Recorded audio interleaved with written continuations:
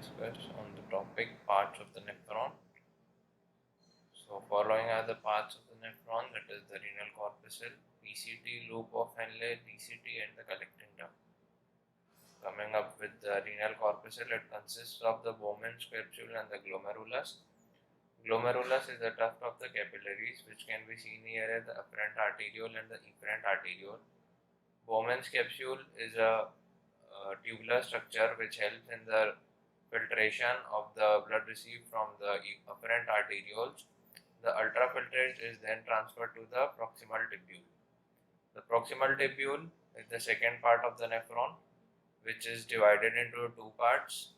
The 70% part includes the pars convoluta, that is the convoluted part, which therefore gives it a name as proximal convoluted tubule, and the rest of the part is the straight part of the proximal tubule lies distally is called pars recta.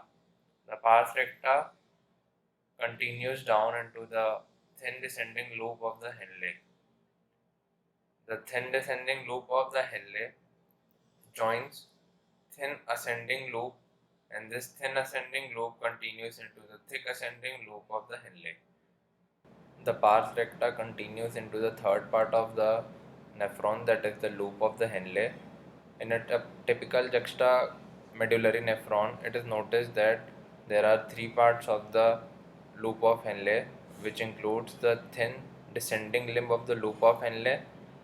The ascending limb is then divided into the thin ascending limb of loop of Henle and thick ascending loop of Henle.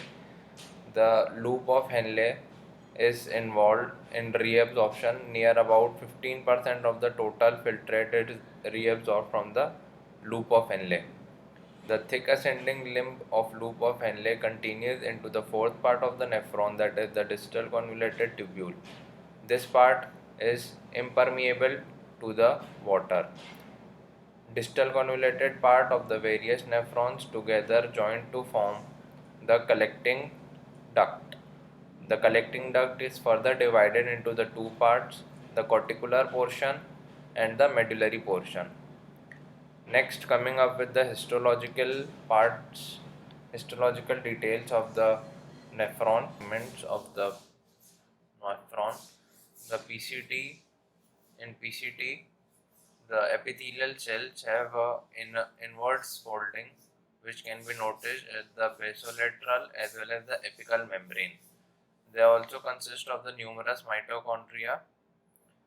Next, the thin descending limb of the loop of Henle. They are made up of flat cells with comparatively smooth apical as well as the basolateral membrane. The thick ascending limb of loop of Henle is made up of cuboidal cells. It has numerous apical as well as the basolateral enfoldings with numerous mitochondria. The DCT have extensively enfoldings in the basolateral as well as the apical membrane with numerous mitochondria.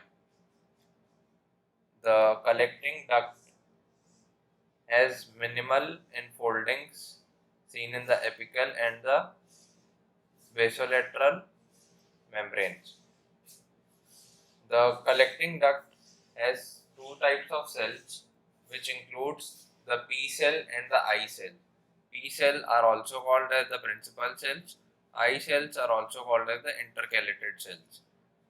The P cells have moderate basolateral enfoldings, and their function is retention or the reabsorption of the sodium as well as the ADH induced water reabsorption. The I cell or the intercalated cells have more microvilli, more basolateral enfoldings. Their function includes acid secretion and the bicarbonate transport. Next, coming up with the basic differences between the corticular and the juxtamedullary nephrons. This is the commonly asked question in the vivas. The cortical nephrons. In in the superficial are found in the superficial region of the cortex, while the juxtamedullary nephrons are found in the juxtamedullary regions of the cortex. If we consider the total number of types of nephron present, 85% of the total nephron present are the corticular nephrons, while the 15% are the juxtamedullary nephrons.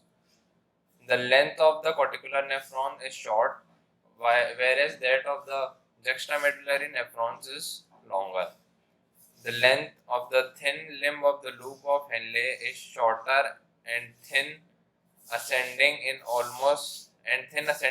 is almost absent in the corticular nephrons, while in the juxtamedullary nephrons, the length of the thin limb of the loop of Henle is longer and thin limb has ascending and the descending parts.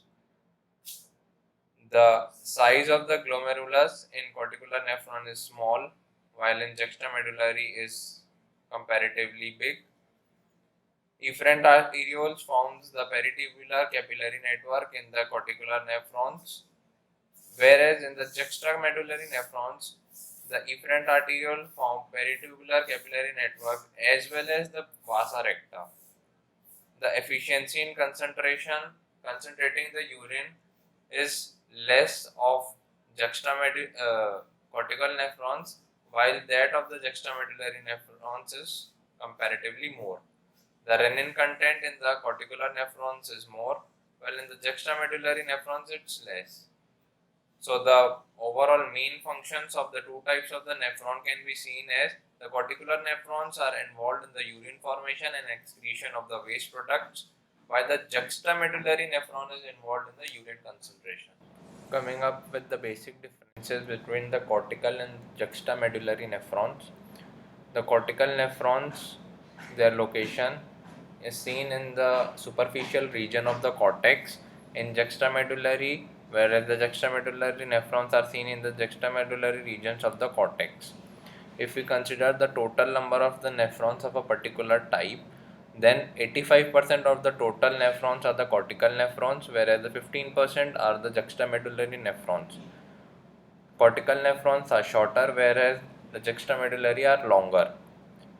The length of the thin limb of the loop of Henle in cortical nephrons is short and thin ascending limb is almost absent. The juxtamedullary nephrons have longer thin limb of loop of Henle and thin limb has ascending and the descending parts.